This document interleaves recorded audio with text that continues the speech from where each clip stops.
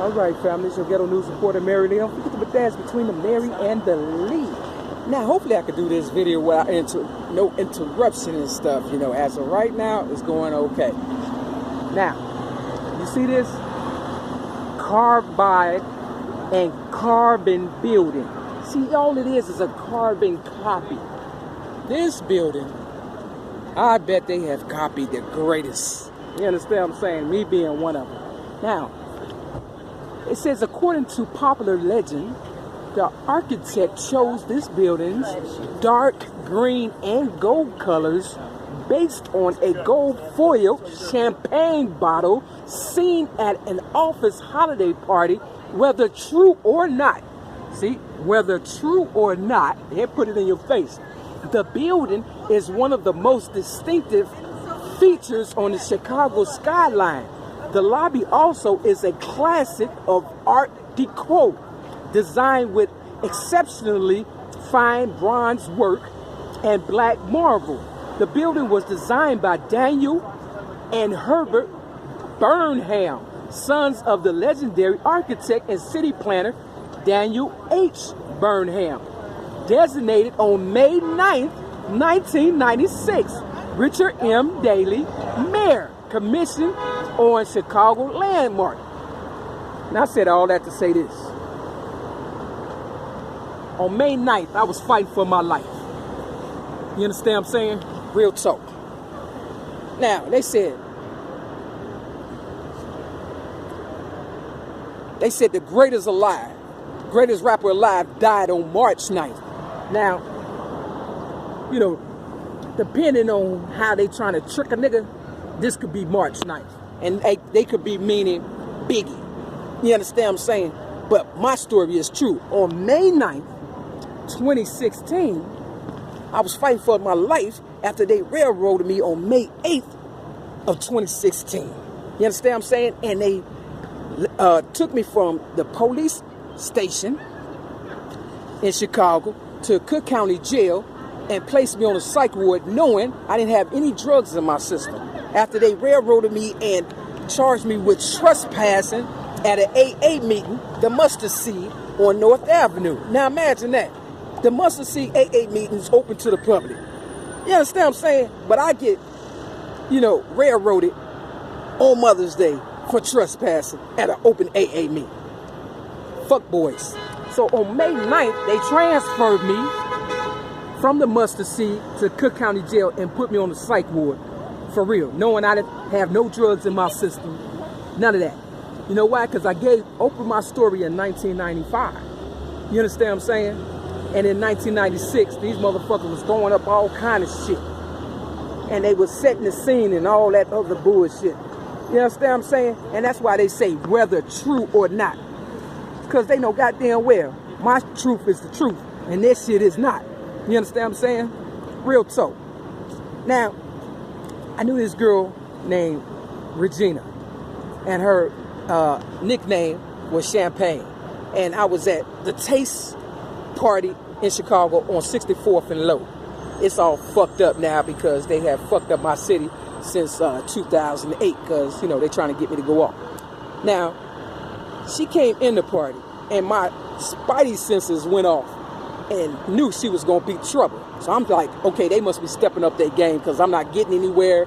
And it's after 1995 and Oprah ain't really, getting back with me concerning my child abuse story. Right, and I gave her my story in 1984 and in 1995, and around this time it was like 2006. I had just made a lot of money at Clark Mall up north. You understand what I'm saying? On Chase and Clark. You understand what I'm saying? So if you think of money, think Chase Bank. I had a bank account at Chase and they closed it down. And before they closed it down, they said, this is the big one. That's what they said in my face because they tell you all the time, what they know about you, and then they close your account and close the whole goddamn bank down. They closed that whole fucking goddamn branch down. You understand what I'm saying? Not the whole bank, but the branch that, they said this is the big one at. And that was in Uptown on Broadway. Now I said that to say, that motherfucking nasty ass Champagne, turned out to be a hood rat. And she stay in the hood where I'm at now. around 63rd and King Drive, right?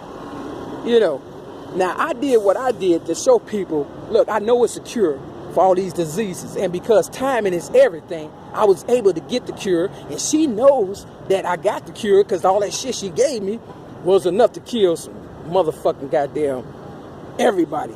But because I had my people on my side, you understand what I'm saying, I was able to get rid of that shit. So when they locked me up in 2016 and shot me for just saying, what is this? Am I on the psych ward? I thought I was going to Division 4, you know, like normal motherfuckers and shit. If I was crazy, I would have went crazy in 2008 when they stole everything from me, for real, for real. You understand what I'm saying? I never went to the psych ward in 2008 when they railroaded me May 31st of 2008 on Devon and Clark. So you see where this is going. So because I didn't go crazy then, they tried to make it seem as though I was crazy May 9th of 2016. You understand what I'm saying? Real talk. You understand what I'm saying? See, it's all about trying to get me to lose my mind, but I don't drink, drug, and smoke, so how the fuck am I lose my mind? It's not only that, I'm worth so goddamn much money. Why the fuck would I lose my mind? I'll lose my mind after you give me every fucking thing that I'm worth, motherfucker. Then we can go crazy. But until then, I'm on top of my motherfucking game. So Champagne was a setup, a nasty ass bitch, for real. And I hope she ain't still out there, you know, trying to kill niggas off and shit. But I don't blame her. You understand what I'm saying? Because she came back around and, you know, I believe she really did kind of like me or whatever and stuff. Real talk. You understand what I'm saying? So I seen her since, you know what I'm saying? But she didn't get out the car and say, are you okay? But at least I knew she was okay. You understand what I'm saying? Real talk. So, you know, I don't know where she at now, but I heard she had a child, you know, a little girl. You understand what I'm saying? For real.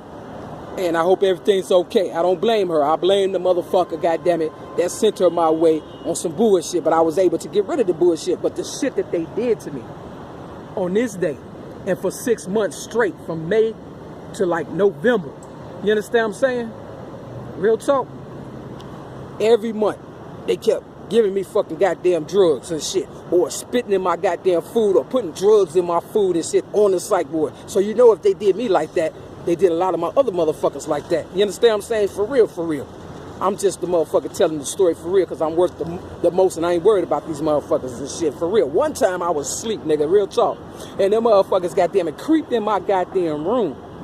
And I woke up just in time and the motherfuckers held me down, a black nurse, an African, not a Native American, with a red wig and a CO, you know, guy, black guy, held me down and gave me a shot. I guess they thought I was going to fight and shit, and they restrained me and all that shit. I never once went in restraints. You understand what I'm saying? Out the whole goddamn flick. And they had to eventually let me go. You understand what I'm saying? Because, you know, I wasn't fighting because I hadn't done nothing. You understand what I'm saying? Like I said, if I was going to do something, I would have did it May 31st of 2008 when they arrested me. You understand what I'm saying? So all this shit has to be talked about.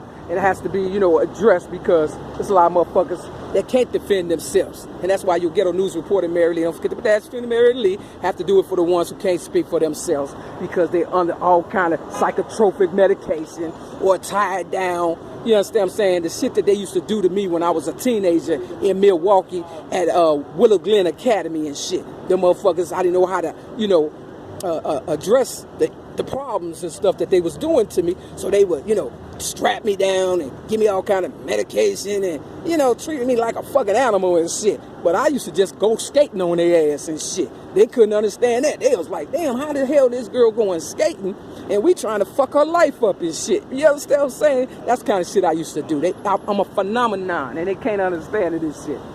So with that, I had to let you know about that. So Daily, I know you don't fucking like me. I know they, you know, think you the world or whatever and shit, but this is my motherfucking city, man. Real talk, you just a carbon copy of my reality. That's it. You know what I'm saying? If you don't respect me, I don't respect you and I don't respect your people. I respect Scarface more than goddamn Al Capone. Because Scarface said, I'm not killing no women and children. When they try to get him to blow up the goddamn car, because the man or whatever, you understand what I'm saying? They didn't like the man, and then the man got in with his family, and Scarface said, you die, motherfucker. That's how I feel, nigga. Real talk. Fuck Al Capone.